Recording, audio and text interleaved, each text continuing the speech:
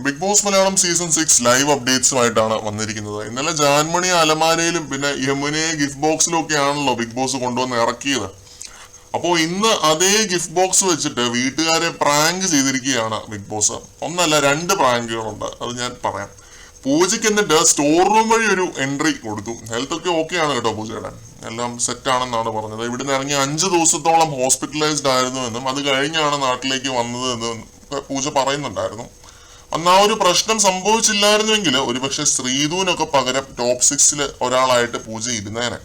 വേറൊരാളും കൂടി ഇരുന്നേനെ. വൈൽഡ് കാർഡുകളിലെ പുള്ളിക്ക് re entry പോലും കിട്ടാൻ സാധ്യതയില്ല. ഇനി അതിനെക്കുറിച്ചൊന്നും പറഞ്ഞിട്ട് കാര്യമില്ല. എന്തായാലും പൂജയെ ആരും പ്രതീക്ഷിച്ചിട്ടില്ലായിരുന്നു. റസ്മിനാണെന്ന് ഓർത്തോണ്ടാണ് എല്ലാവരും ഓടി വന്നത്. ഒരാളുടെ മുഖം വാടുന്നതൊക്കെ ഞാൻ കണ്ടു. വെറുതെ നെഗറ്റീവ് പറയുന്നില്ല. പൂജയെ കണ്ടിട്ട് എല്ലാവരും വളരെയധികം സർപ്രൈസ്ഡ് ആയിരുന്നു. ആരും പ്രതീക്ഷിച്ചില്ല, അതുകൊണ്ടാണ് സർപ്രൈസ്ഡ് ആയത് എല്ലാവരും. ഇപ്പൊ ബിഗ് ബോസ് അവർക്കൊരു കാഠിന്യമേറിയ വളരെ ഡേഞ്ചറസ് ആയിട്ടുള്ള ഒരു ടാസ്ക് കൊടുക്കാൻ പോവാണ് എന്നൊക്കെയാണ് കേട്ടോ പറഞ്ഞത്.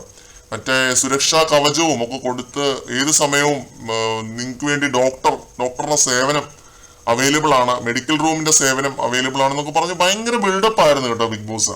അത് കേട്ടപ്പോഴേ എനിക്ക് അറിയാമായിരുന്നു സംഭവം എല്ലാവരെയും ട്രോൾ ചെയ്താണ് എന്നുള്ളത്. ഗ്രാൻഡ് ഫിനാലേക്ക് 5 ദിവസം ബാക്കി നിൽക്കുകയാണല്ലോ വലിയ കാഠിന്യമേറിയ ടാസ്ക്. ബിഗ് ബോസ് ചുമ്മാ എല്ലാവരെയും വടിയാക്കിയതാണെന്നുള്ളത് എനിക്ക് അപ്പോഴേ മനസ്സിലായിരുന്നു.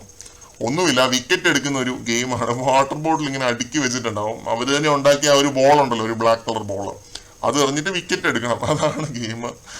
ഒന്നുമില്ല, ഒരു ഫൺ ഗെയിമാണ്. കൂടുതൽ അപ്ഡേറ്റുകളുമായിട്ട് വീണ്ടും